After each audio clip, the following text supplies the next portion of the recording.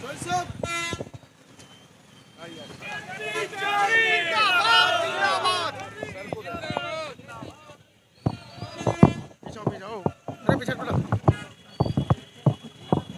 KP Chaudhary और KP Chaudhary जी का स्वागत करते हुए तमाम आरएलडी के कार्यकर्ता आज बुलंदशहर के भूड़ में पहुंचे हैं और कुछ ही देर में चौधरी चरण सिंह जी की प्रतिमा पर वो पुष्पांजलि करेंगे, अपने श्रद्धा सुमन अर्पित करेंगे। उसके बाद वो आगे कार्यक्रम में जाएंगे।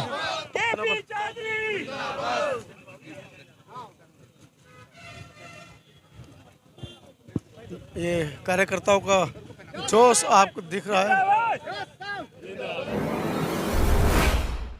Should be the ultimate aim of human existence. With these lines, I am Charu Gautam, wishing all the respectful dignitaries a very scintillating, bright and auspicious day.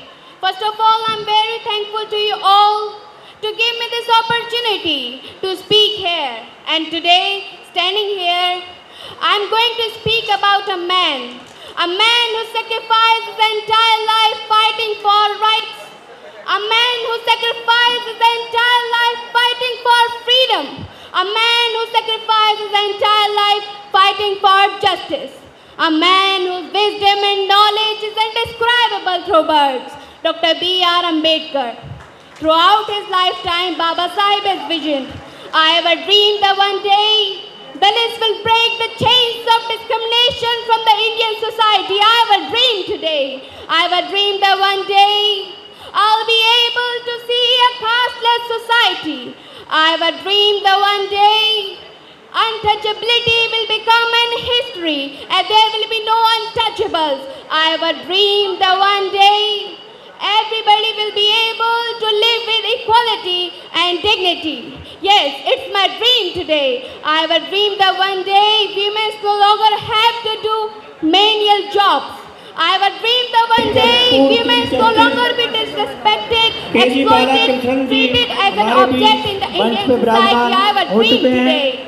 I have a dream that one day the sons of former slaves and the sons of former slave owners will be able to live together at the seat table of brotherhood. I have a dream today. I have a dream that one day this nation will rise, live out to the true meaning of its creed, and to fulfill that dream, education is the key. Remember, शिक्षा वह शेरनी का दूध है कि जो पिएगा वही दहाड़ेगा.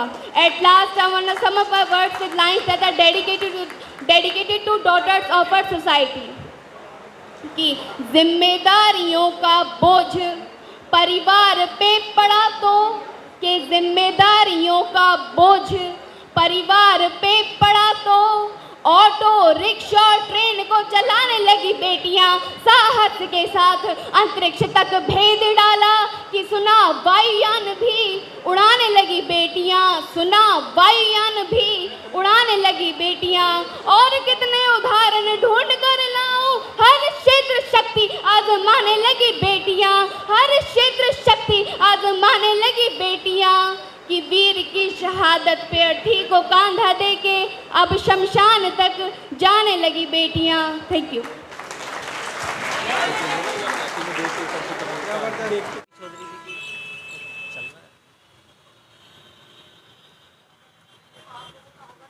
आगे से हट जाओ.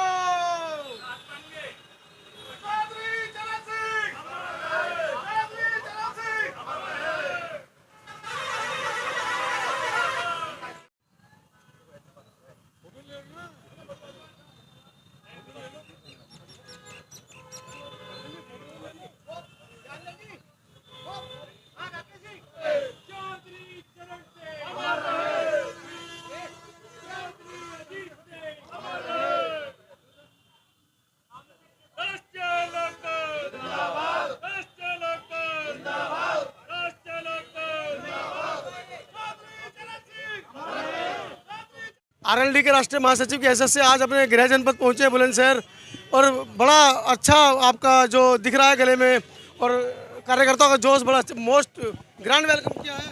क्या उद्देश्य है आज आने का? देखिए, आज का जो उद्देश्य है, जो हमारे शिक्षक वर्ग है, बेसिक शिक्षा में जो लोग हमारे टीचर्स हैं, जो माध्यमिक शिक्षा में जो टीचर्स हैं, उनके द्वारा जो हमारे मेधावी छात्र हैं जिन्होंने बीटेक या इंजीनियरिंग में या उन्होंने मेडिकल में जो उन लोगों ने एंट्रेंस में पास किया है, उन्होंने टॉप किया है, ऐसे मेधावी सभी छात्रों को जो ज़िले में अच्छा परफॉर्मेंस कर रहे हैं उन सभी को हमारे former chief justice of India justice K G. Balakrishnan और अनुसूचित जाति आयोग की माननीय सदस्य अंजू बालाजी के द्वारा आज सम्मानित किया जाएगा।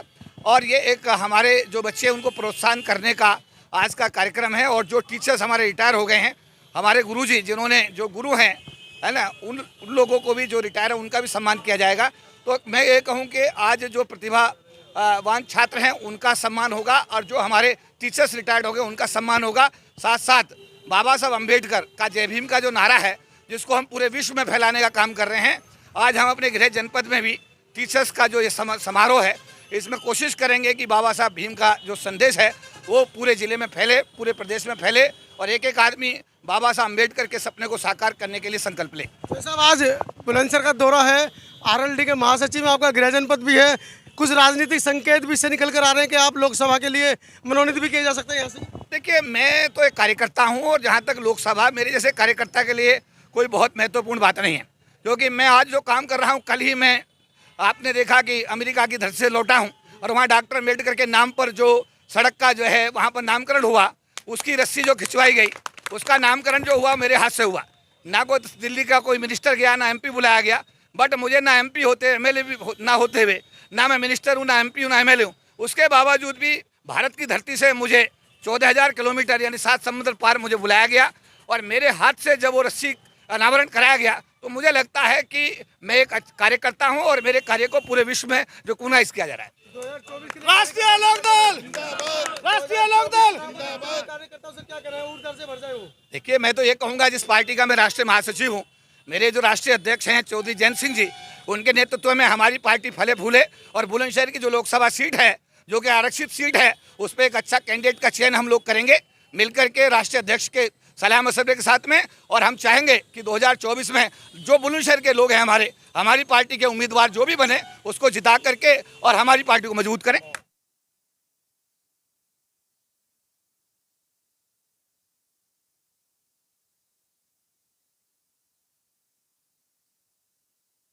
मैं तो यही आह्वान कर रहा हूँ कि honourable member nation commission specially आप लोगों से मिलने यहाँ आई है। आप लोग उनके वहाँ जाते हो, ट्रायल लेते हो, फिर वो सुनवाई आपकी करती हैं, कलेक्टर को एसपी को बुलाती हैं। आज भी उन्होंने एसपी और कलेक्टर को बुला रखा है, इसीलिए विलंब हो गया क्योंकि वो रिव्यू कर रही हैं जो आपकी प्रॉब्लम थी, जो आपकी टीचर्स वाली प्रॉब्लम थी, वो भी कलेक्टर के साथ में डिस्कशन भी चल रही थी। अभी वो गाड़ी में बैठती हैं जैसा मुझे मैसेज आया है और वो हमारे बीच में मेरे ख्याल है जो भी टाइम लगेगा रास्ते में 2-4-6 मिनट का वो लगेगा, आएंगी तो आप लोग उनको सुनिए और ये खाने का प्रोग्राम आधा घंटे के लिए पोस्टपोन कर दीजिएगा। मैं आयोजन के लिए हमारे वेद प्रकाश गौतम जी एंटायर टीम का बहुत बहुत आभार और साधुवाद करता हूँ। और जब भी कभी आपको किसी प्रकार की कोई प्रॉब्लम हो, आपका एक भाई दिल्ली में बैठा हुआ है, आप कभी भी मेरे पास आइए। जितना भी संभव बाबा साहब ने जो मुझे शक्ति दी है तो पूरी शक्ति का प्रयोग आपके साथ में आपके दुखों को दूर करने के लिए, आपको सहयोग करने के लिए हम लगाएंगे और हर समस्या का समाधान।